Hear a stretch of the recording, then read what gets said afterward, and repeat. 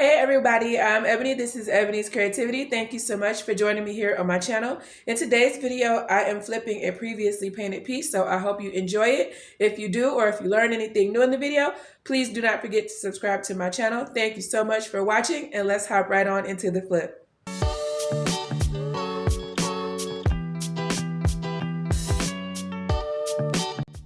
So if you've ever watched the channel before, you'll know that I really love a good curbside find because they are free and I can make the most profit off of those. But the one thing I do love more than that is a client project because I don't have to go find them or pay to store them when they're done. So we have a client project today, and as you can see, it's painted white, but it's very poorly painted and the paint just scratches off with the touch of my fingernail. The client had been using this with a piece of glass over top, so that didn't really scratch off as much as it probably would have without being protected by the glass. Besides that, it's a beautiful French Provincial piece, so we're going to go ahead and start the refinish by removing these beautiful handles. Some of you may find this next statement odd because of the nature of what I'm doing here on the channel, but I really hate sanding.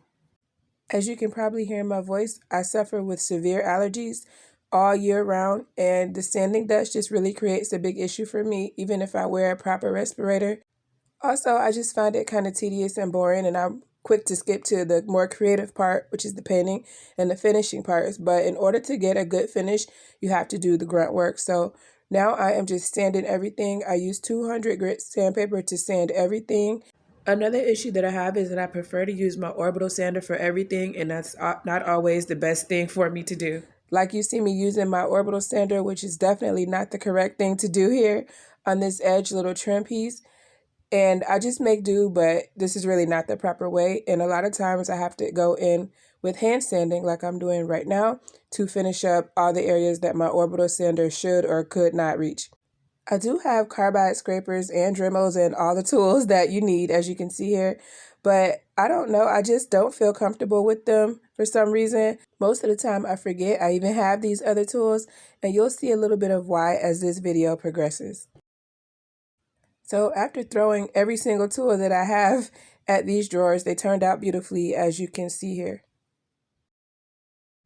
Now I love a good solid piece of wood furniture, and in this case the client had asked that I just clear coat it. However, when I tried to do that, it turned orange and neither one of us were really feeling this color, so we had to go back to the drawing board. I was just speaking about why I don't use some of the other tools. As you can see, I was scraping this and I hit raw wood, and I got really afraid to gouge the wood because I knew this piece would be left kind of natural. So I just went into doing what I know best, and that is using my orbital sander. I started with the orbital sander. I really didn't branch out until years after I had been flipping furniture, and I guess this is just where I'm comfortable at. I get afraid, particularly when I know I'm leaving something raw or near raw. I don't want to gouge it. So here is how this turned out as a result of my sanding. So after a quick call with my client regarding the color debacle, I just asked her to trust me and let me use this because I already had it on hand. I know it's a beautiful color, and I've been dying to try it on a finished piece. This is Fusion Stain and Finishing Oil in the color Cappuccino. If you are new to this, one very important tip that I can give you when you're working with the stain is to mix it thoroughly from the jump. I just cut up an old t-shirt, and that is what I'm using to stain. The trick with stain is not to leave it on too long unless you want the deepest color saturation that it can offer you.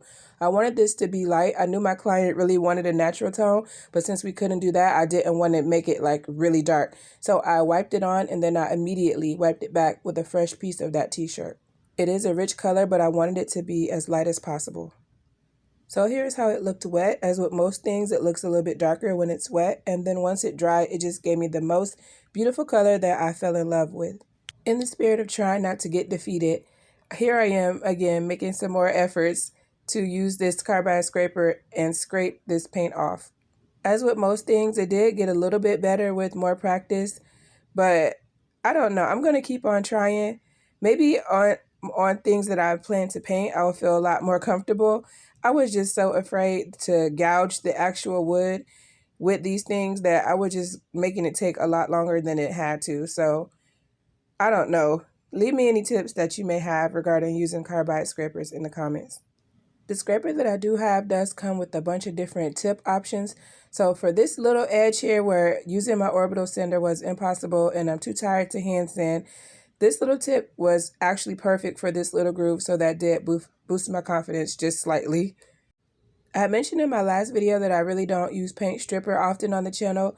Now you've seen me try to use the scraper, and I just don't see why you would do anything besides straight up sanding, because that's where you end up anyways. I did want to try using the other tools just for the sake of this video, and also just for my own sake, just to push my limits and get out of my comfort zone a little bit. But look how fast this is going with sanding. Like, this is unmatched. When you strip, you still have to sand. When you scrape, you still have to sand. So somebody please explain to me the benefits of using these other options, because I just haven't figured it out yet. This whole thing probably took me about 4 to 5 hours to remove all the paint, which I don't think is that bad. So here is how everything looked after all of my sanding was complete. Next to mid-century modern, I have to say that French provincial furniture is my favorite type of furniture. It is just so well made and so versatile. You can paint it, you can stain it, whatever you do to it, it's just gonna look absolutely beautiful. So now I'm cleaning this up. I'm using Dawn and a microfiber cloth and warm water.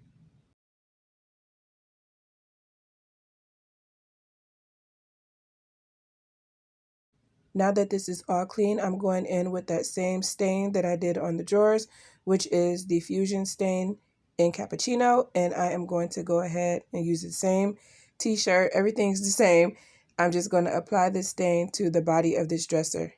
And just like I did the first time, I'm going to be doing a section at a time and then wiping this back quickly just to make sure that the color is not too dark.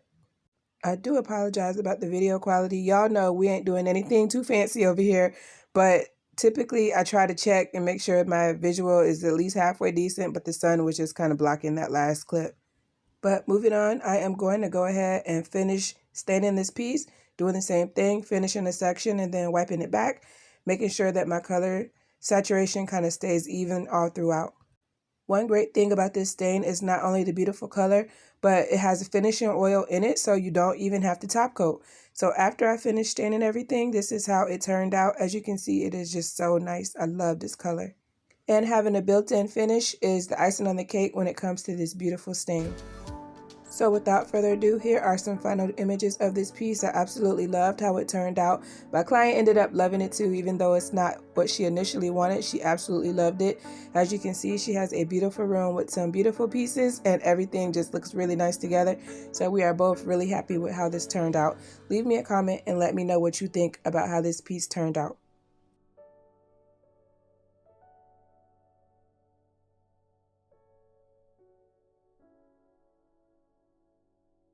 If you have the time, please select another one of my videos to watch from the choices on your screen, and I will talk to you guys in my next flip.